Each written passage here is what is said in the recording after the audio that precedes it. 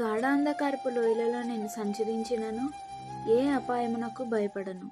దావీదు ఈ 23వ కీర్తన రాసినప్పుడు అధ్యాయం ప్రారంభంలో దేవుడు ఆయన పట్ల చేసిన ప్రతి మేలును, చేయబోచున్న మేలును మొదటిగా ప్రస్తావించి ఆ తర్వాత ఆ గాఢాంధకారపు లోయ అంటే ప్రస్తుతం ఆయన ఎదుర్కొంటున్న సమస్యను బట్టి మాట్లాడతారు.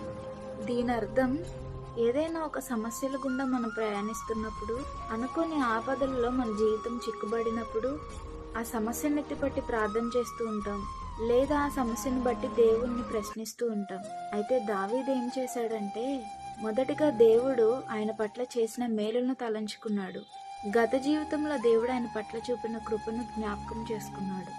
ఏదైనా సమస్యల గుండా నీ జీవితం వెళ్తుందేమో, అయితే నువ్వు జ్ఞాపకం చేసుకోవాల్సింది నీ సమస్యలను కాదు, వాటి నుండి విడిపించగలిగిన దేవుణ్ణి.